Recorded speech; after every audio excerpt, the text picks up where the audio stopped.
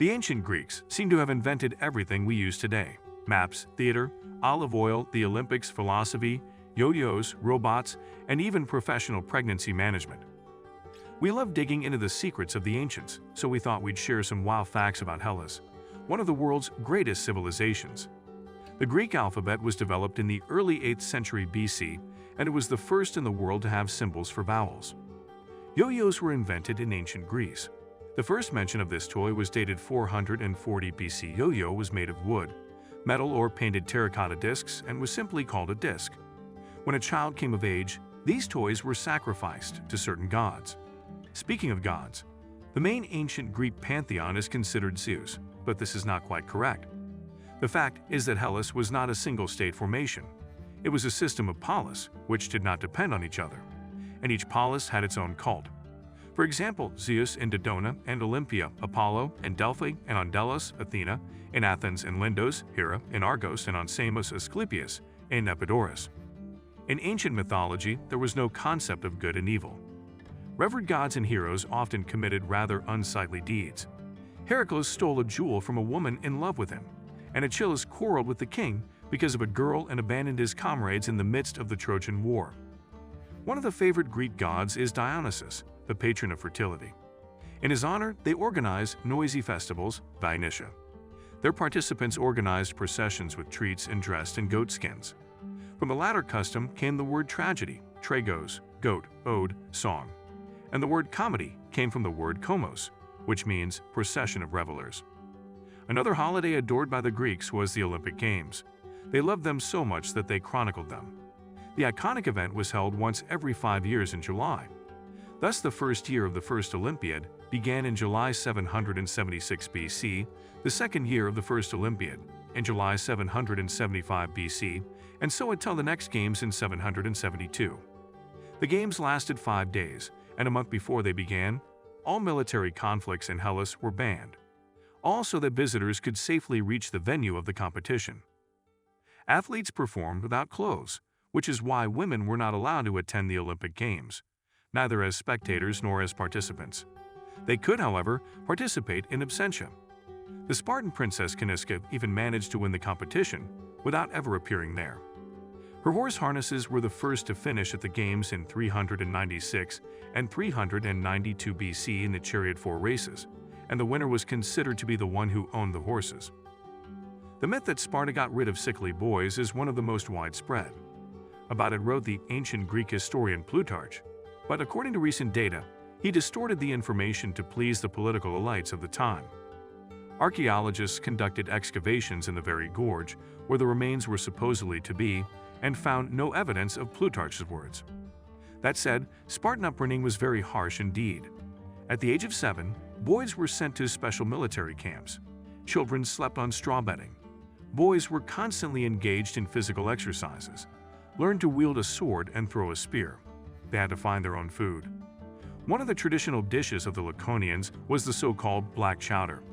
Its exact composition is unknown. Presumably the main ingredients were ox blood and lentils, but even ancient writers testified that its taste was disgusting. Jokes linking the legendary bravery of the Spartans with black chowder are found in many ancient authors. The essence of them boils down to the fact that those who constantly eat such an unpalatable dish, there is no point in valuing life. The army of Sparta was the best in the Greek world, and for a long time was considered invincible, but many stories about her clearly exaggerated. For example, the famous Battle of Thermopylae, which formed the basis of the movie 300 Spartans. In fact, the Corinthians, Tegeans, Mycenaeans, Thespians, Thebans, Phocians, and Malians also came out against the army of Xerxes. In total, the Persians faced more than 7,000 Greek warriors. The Spartan detachment of 300 men was accompanied by alats, slaves, who also took part in the battle. There were about 900 of them. By the way, the same royal detachment of 300 Spartans was dressed much more seriously than in the movie. The warriors wore protective armor, consisting of a helmet, chest armor, and greaves.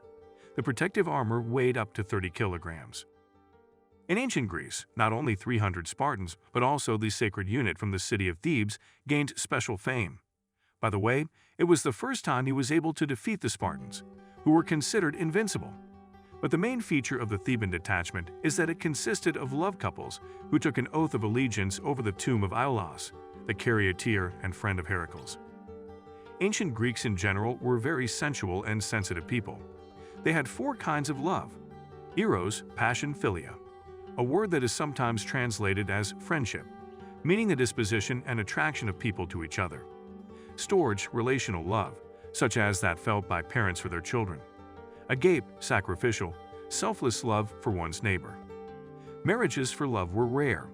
In a good situation, there could be philia between the spouses, but the husband often went to other women for eros. Girls of loose morals were easily recognized by the red lipstick on their lips. If they appeared without such makeup, they could be punished for not marking their social status, thereby misleading others. The Greeks were the first peoples to reject polygamy.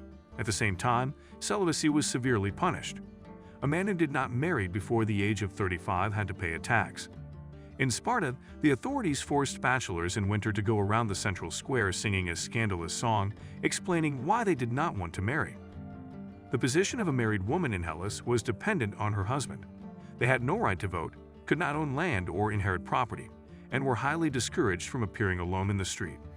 Even a woman's name was not to be mentioned in public. Spartan women had it easier. They were allowed to own land and play sports, but they had to cook and probably eat horrible black chowder. Gourmet food was not honored in Sparta. It was forbidden by law to cook exquisite dishes. Hellenic women had a way to gain independence from men, to become a hetera. Heteroi are sometimes thought of as women of easy virtue, but this is a mistake. They were usually wealthy and respected in society. But to become a hetera, it was necessary to be trained in a special school, and the training went from childhood. Girls mastered not only music, dance, and the art of dressing, but also political science, philosophy, oratory, the ability to conduct discussions. By the way, the famous poetess Sappho once graduated from such a school. The famous hetera Rhodopis became the prototype of the world's first fairy tale about Cinderella. According to the story of historian Strabo, when the girl was bathing, her sandal was carried away by an eagle and brought to Memphis, where it was thrown into the lap of Pharaoh. The ruler, amazed by the beauty of the shoe, ordered to find its owner. As a result, the hetera became the queen of Egypt. Not only women but also men could earn money by entertaining rich people. Impoverished citizens often found themselves regulars at feasts. Their task was to say flattering words to the host and make witty jokes. Such guests were called parasites, which translates as fellow traveler. It is believed that all Greeks ate lying down, but this is not quite true. Women and children ate sitting at the table, men reclined, heteros by the way too. Feasts in close male companies were called symposia. From this name came the word symposium. They spent their time there having fun, for example, playing kata, spilling out of their bowls the rest of the drink, trying to hit the target. In the Homeric era, the house of the average Greek family was very dirty. This was primarily due to soot from the smoke of the hearth, from the grease that dripped onto the hot coals from the meat being roasted, and from the soot of the resinous wood used for lighting. It quickly covered the walls and soaked into the wood. In the poems of Homer, one finds frequent complaints that such soot greatly marred the weapons hanging on the walls. During its economic heyday in the 5th and 4th centuries BC, ancient Greece had the most developed economy in the world. This can be seen in the average daily wage of the Greeks, which was about 12 kilograms of wheat. In the Roman era, the average wage of an Egyptian laborer was about 3.75 kilograms. Would you like to visit ancient Greece? What do you find interesting about this period in history?